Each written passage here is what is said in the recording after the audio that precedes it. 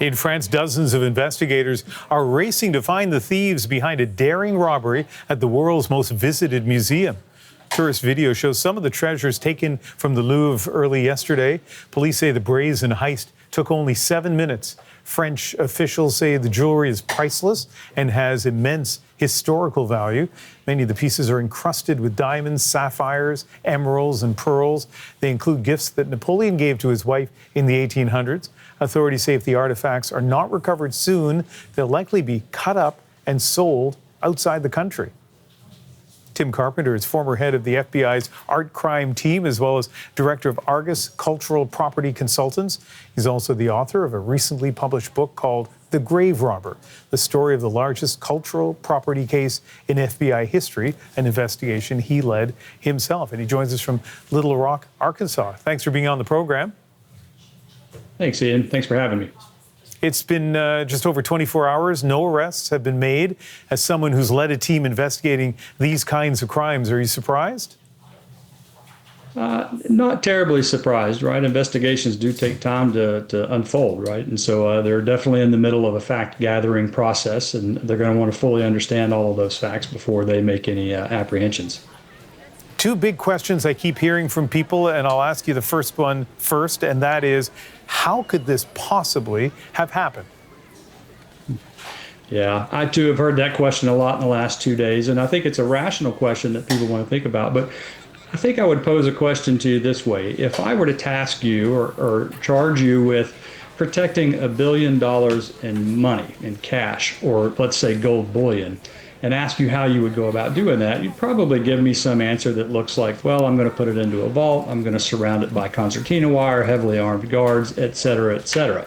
But then I tell you and I challenge you, well, you can't have any of those things. You're responsible for protecting this $1 billion collection, but you have to do it in a manner which is in a building that's open to the public and needs to be inviting. And let's just remember, that's what a museum is designed to do. That's their mission.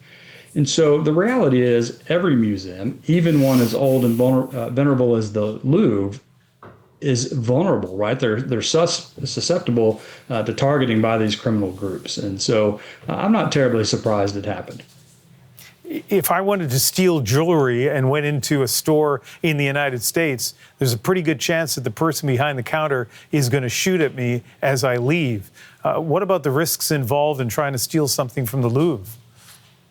Yeah, right. I think you're hitting a really important point. Again, on the face of it, people might assume that a place like the Louvre is an exceptionally hard target for a crime like this. But the reality is there's still a relatively soft target. If you went into a jewelry store in the U.S. or across Europe, they're going to have some pretty strict security protocols in place. Nor would you be able to have access to this large amount of world-class historic gemstones, right? You're not going to find that in a jewelry store. And so I think an institution like the Louvre or any other major museum in the world for that matter presents a pretty juicy target to these kinds of criminal organizations. And here's the second question I keep hearing from people. What do you do with this stuff once you steal it? A quick search of Facebook Marketplace yields nothing. So what do you think the thieves have in mind? Well, that is the question that's on everyone's mind today, right? What's going to happen to this collection now that it's been stolen? And so I think if you look historically at theft of artworks, traditional artworks, it's a bit difficult to move those into the market space, right? They're pretty well known. They're going to be known that they're stolen. And so you're not going to get, their market value. When thieves steal jewelry like this, even historic jewelry and precious metals, that scenario changes a bit, right? Because now the material doesn't have just an artistic commercial value. It has its own intrinsic value as a precious metal or a precious gemstone. So the risk really is high that they might piecemeal this collection out into individual stones, or they may melt down the collection.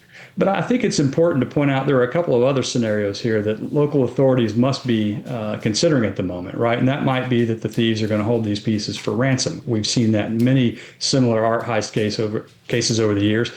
And they were kind of sloppy, right? This crew, they were pretty good. They were very effective at exploiting this vulnerability, and they were very fast, but they made some mistakes along the way, right? They left behind material, and that material is likely going to yield some positive forensic evidence for the authorities. And as they start to zero in on these suspects and make apprehensions, I think there's a strong chance of that. You might consider that this group is thinking, well, we may actually get caught at this, and so therefore we want to hold on to these pieces as leverage for any prosecutorial decisions that might be made. We've seen that in a number of cases. So there are still some scenarios out there where these pieces are successfully recovered intact. Tim Carpenter, former head of the FBI's art crime team, as well as managing director of Argus Culture Property Consultants. Thank you very much. Thanks for having me.